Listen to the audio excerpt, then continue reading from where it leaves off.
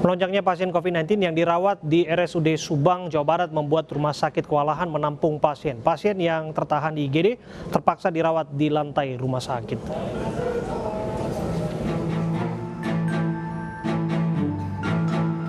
Puluhan pasien COVID yang dirawat di Rumah Sakit Umum Daerah Subang, Jawa Barat terpaksa ditempatkan di lantai rumah sakit bersama pasien lainnya. Para pasien ditempatkan di beberapa ruangan mulai dari ruangan pendaftaran hingga IGD. Kondisi ini terjadi lantaran banyaknya pasien COVID yang dirawat di RSUD Subang. Hingga kini jumlah pasien COVID di RSUD Subang sebanyak 135 orang. Penyebabnya karena tempat tidurnya kita penuh, ya, artinya yang tersedia itu penuh dan tenaga kesehatan kita terbatas karena beberapa ada yang isoman, ya, sehingga ada tempat tidur yang kita kosongkan bukan karena tidak diperlukan, tapi tenaga kesehatannya yang untuk melayani di ruangan itu tidak ada. Untuk tetap melayani pasien yang bertambah, pemerintah Kabupaten Subang telah menyiapkan asrama milik Akademi Keperawatan yang mengalami gejala ringan. Rencana pemerintah untuk mengaktifkan PPKM darurat sebagai pengganti PPKM mikro segera direalisasikan. Penerapan PPKM darurat diharapkan bisa menekan angka lonjakan kasus COVID-19 yang semakin mengkhawatirkan.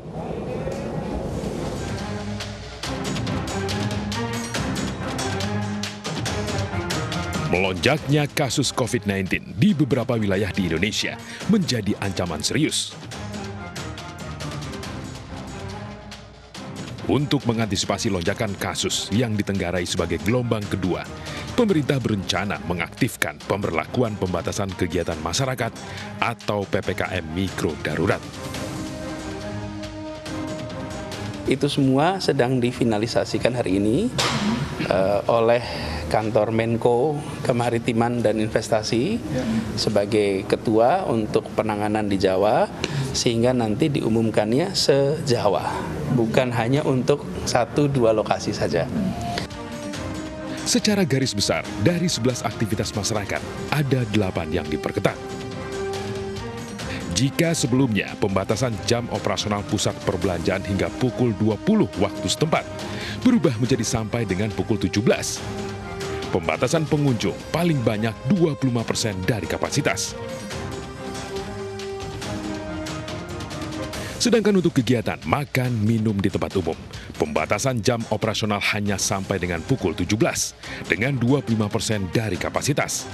Namun untuk layanan pesan antar dan dibawa pulang diizinkan hingga pukul 20 waktu setempat. Sementara kegiatan ibadah di kabupaten kota zona merah dan zona oranye ditiadakan sementara sampai dinyatakan aman. Begitu juga dengan kegiatan seni, budaya, dan sosial kemasyarakatan, serta aktivitas pertemuan luring. Untuk kegiatan perkantoran di zona merah dan zona oranye, jumlah karyawan yang masuk hanya diizinkan 25%, 75% lainnya harus bekerja dari rumah. Sedangkan untuk kegiatan belajar mengajar tatap muka harus dilaksanakan secara daring di kabupaten kota zona merah dan zona oranye.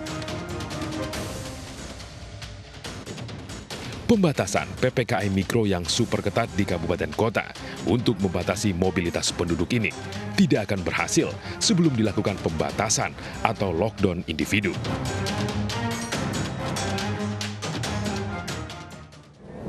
Ya, mengenai hal ini kita akan berbincang bersama dengan Pak Agus Samsudin yang merupakan Ketua MCCC PP Muhammadiyah dan juga Pak Alexander Ginting, Kabid Penanganan Kesehatan Satgas COVID-19. Assalamualaikum, selamat malam Bapak-Bapak. Waalaikumsalam. Selamat malam. Ya, saya ke Pak Agus terlebih dahulu. Pak Agus, hari ini kalau kita menyimak apa yang disampaikan Presiden di Kendari, Sulawesi Tenggara, bahwa opsi PPKM darurat akan segera direalisasikan karena dalam tahap finalisasi. Tapi jangka waktunya itu belum dipastikan, 1 minggu atau 2 minggu. Tapi sebelumnya, jauh-jauh hari disebutkan pihak Muhammadiyah sudah bersurat untuk lockdown 3 minggu di Pulau Jawa. Apa pertimbangannya? Ya. Jadi saya pikir jelas bahwa pertama kasusnya ini kan makin banyak ya. Tadi diberitakan sudah jelas sekali bagaimana rumah sakit sekarang ini sangat kewalahan, itu satu. Kemudian yang kedua, dengan varian Delta baru ini itu sangat pendek sekali impact-nya ya. Jadi kemungkinan meninggalnya itu sekarang itu kan 5 hari itu bisa terjadi ya. Dan ini kan tidak bisa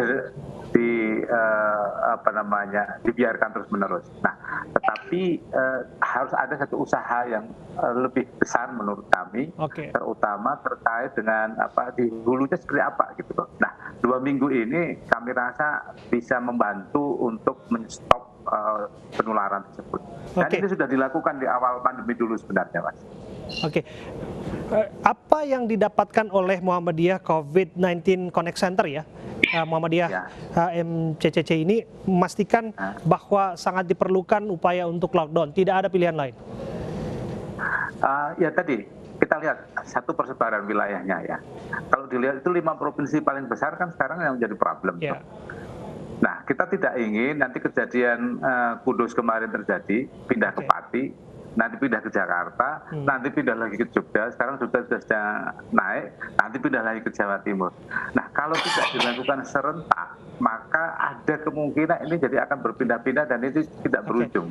Pak Agus, mohon maaf, di saat yang bersamaan, apakah dipikirkan juga kemampuan pemerintah untuk memastikan bantuan-bantuan sosial kepada masyarakat yang terdampak langsung?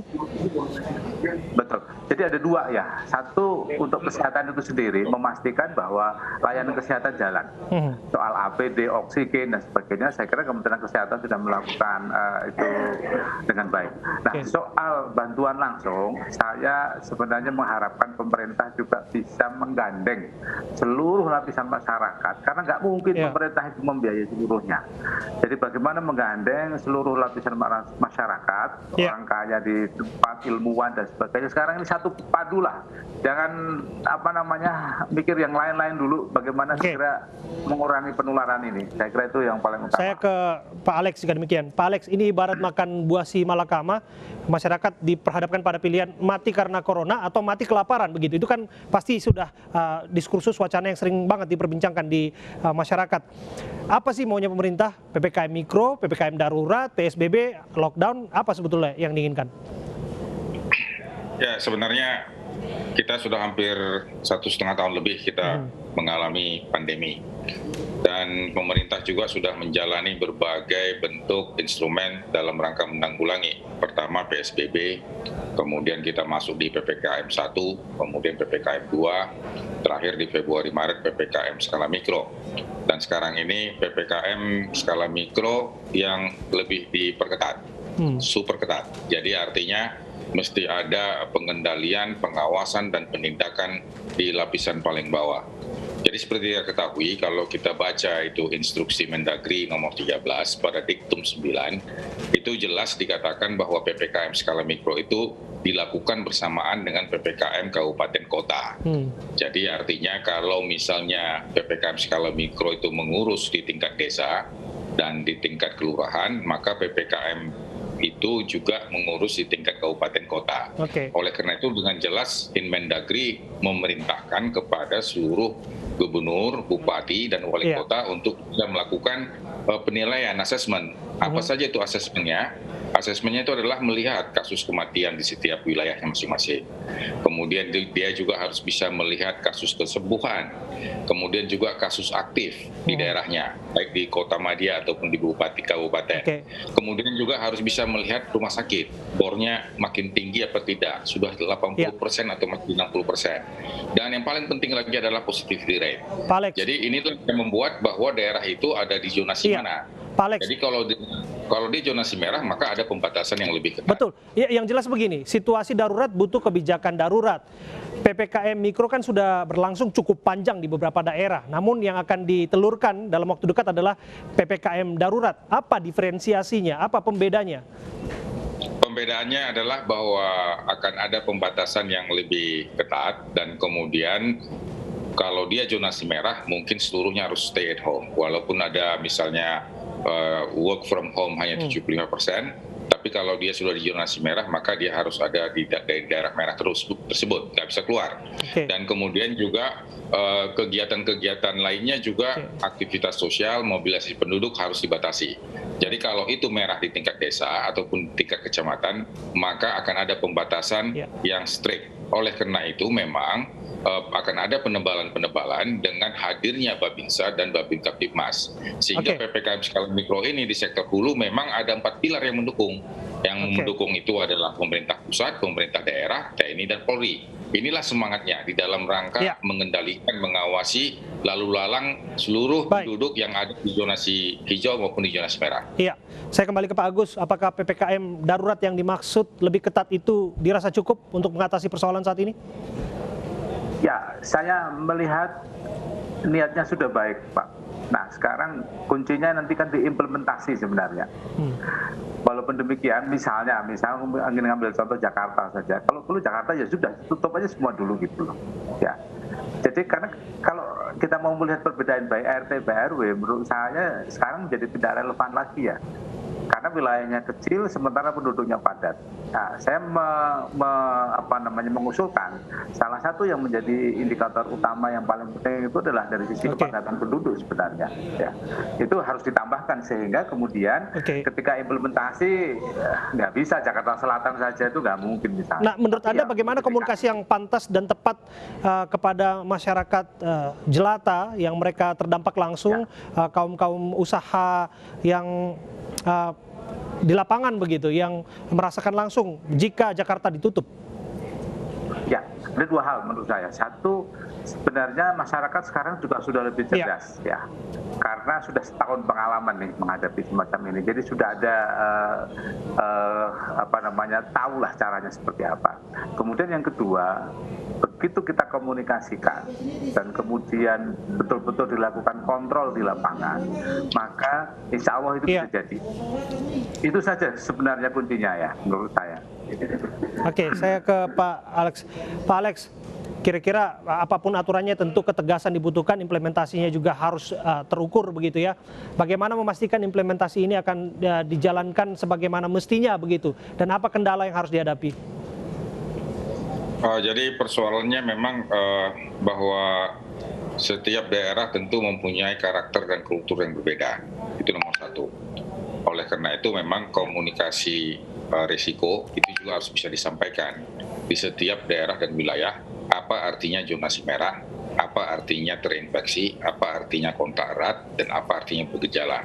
Sehingga mereka ini kalau bergejala, terkonfirmasi, tidak lagi keluar rumah. Jadi memang benar-benar memang sudah membatasi aktivitas fisiknya secara pribadi dan secara keluarga. Ini dulu. Kenapa perlu pembatasan? Supaya mereka tahu bahwa yang dihadapi itulah risiko. Jadi risiko itu adalah ancaman kepada nyawa, ancaman kepada kesehatan. Ini yang harus benar-benar harus dipahami. Sehingga kita tidak boleh lagi main-main walaupun musuhnya nggak kelihatan. Sehingga dengan PPKM yang lebih diperketat tersebut, kuncinya adalah akan ada pembatasan. Tetapi pemerintah melalui posko desa ataupun posko kelurahan ataupun melalui bupati dan wali kota harus melakukan asesmen terhadap berapa tingkat kematian, berapa kasus terinfeksi, berapa kasus harian. Ini harus dinilai terus. Dengan demikian bisa mengetahui apakah zonasinya itu semakin memburuk atau tidak. Kalau terjadi perburukan, tentu di sini bupati dan wali kota harus bisa melakukan intervensi. Dan instruksi Mendagri melalui Mendagri tersebut sudah diberikan kewenangan untuk bisa mengatur, termasuk juga kantor, pasar, aktivitas sosial, itu bisa semua diatur berdasarkan zonasi tersebut. Tapi dengan catatan, boleh ditutup semua, tapi dengan catatan sektor esensial ini tetap harus berjalan. Sektor esensial itu seperti kesehatan, pangan, makanan, minuman, energi, komunikasi. Tapi kita harus pikirkan juga sektor informal yang dimaksud, perlindungan terhadap mereka dan lain sebagainya seperti apa yang diberikan. Termasuk juga makanan, termasuk juga pasar ini harus tetap bisa difasilitasi. Terima kasih Pak Alexander Ginting dari Satgas COVID-19 dan Pak Agus dari Muhammadiyah sudah hadir bersama kami. Apapun kebijakan pemerintah, kita harapkan sama-sama dukung, kita taati itu semua sebagai bentuk perlawanan kita terhadap COVID-19. Karena kali ini saya harus katakan bahwa bad news it's not always good news. Kali ini tidak demikian adanya. Terima kasih Bapak. Siap Pak. Seorang pria di Bandung menipu menggunakan foto wanita cantik di TikTok. Jangan kemana-mana, kami hadirkan informasinya saat lagi.